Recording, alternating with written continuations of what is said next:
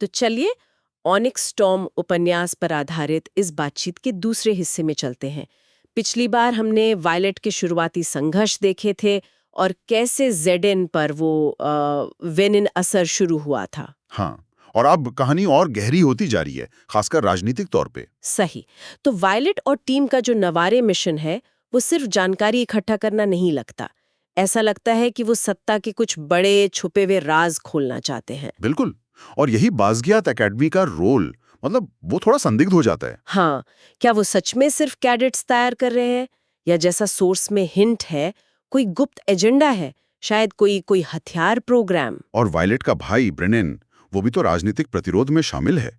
इससे चीजें और उलझ जाती हैं। उसके अपने क्या रहस्य हैं? क्या वो वायलेट के मिशन पर असर डालेगा? ये सवाल दिमाग में आते हैं। हाँ, मतलब ब्रेनेन किसके साथ है ये साफ नहीं है।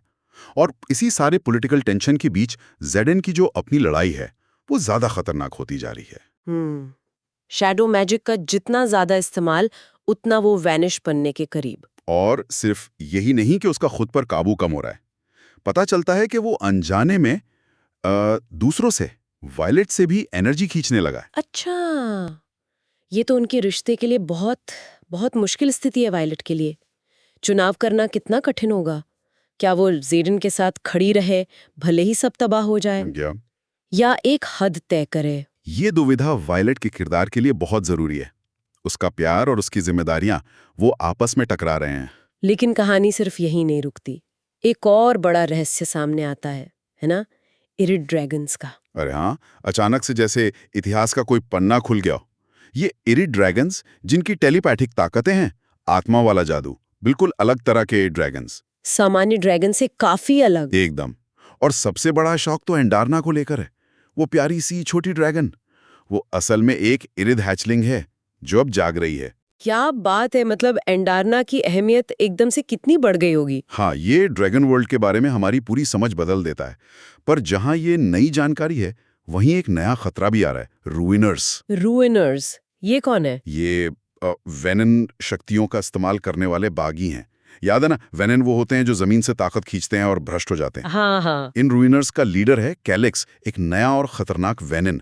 और उनका इरादा, वो ड्रैगन और इंसानी दुनिया को मिलाकर अपना एक बिगड़ा हुआ साम्राज्य बनाना चाहते हैं। ये सीधा एम्पीरियन के लिए खतरा है। बाप रे, मतलब इतने सारे फ्रंट्स पर प्रेशर, जेडन की हालत, टीम में भरोसा कम होना, ये नया दुश्मन वायलेट पर कितना बोझ होगा। हाँ, वो भावनात्मक रूप से टूटती भी है, अपनी ताकतों पर शक करने लगती है। लेकिन तभी टेरेन उससे वो जरूरी बात कहता है। हाँ, वो लाइन बहुत दमदार है। तुम कमजोर नहीं हो राइडर, तुम इंसान हो, और ये देवता होने से कहीं ज्यादा भयानक है। ये सिर्फ दिलासा नहीं, एक सच्चाई है। सही। ये वायलेट को जैसे जगा देता है, उसे याद दिलाता है कि ताकत भावनाओं को दबाने में नहीं, उन्हें समझकर आगे बढ़ने में है। और वो हार नहीं मानती। वो अपनी ट्रेनिंग, अपने ड्रैगन्स और अपने दिल पर भरोसा करने का फैसला करती है। उसका इरादा और पक्का हो जाता है। हाँ, एक नया संकल्प दिखता है उसमें। बिल्कुल। वो ठान लेती है कि जेरन को पूरी तरह वेनिन बनने से रोकना है, चाहे पूरी दुनिया खिलाफ हो जाए। वो अब सिर्फ रिएक्ट नहीं कर रही, अपना रास्ता खुद बना रही है। और फिर कहानी हमें उस मोड़ पर ले आती है। वो ओरेकल स्टोन्स के पास पहुंचते हैं और एंडार्ना अचानक गिर जाती है, उसकी स्केल सुमकने लगती हैं। और एक भविष्यवाणी गूंजती है, जो बिजली पर सवार है वो दुनिया को फिर से बनाने के लिए जला देगा। उफ, ये बहुत, मतलब अस्पष्ट भी है और डरावना भी। हाँ, ये भविष्यवाणी कहानी में एक और रहस्य जोड़ देती है। एंडार्ना का सच, जेडन का भविष्य, रूइनर्स का खतरा। और अब ये वायलेट का इरादा मजबूत है, पर मुश्किलें और बड़ी होती जा रही हैं। तो अब सवाल ये है कि ये भविष्यवाणी आखिर है किसके बारे में? क्या ये वायलेट है या कोई और? और दुनिया को जलाने का क्या मतलब हो सकता है? सच में तबाही, या फिर मतलब पुराने सिस्टम को खत्म करके कुछ नया बनाना?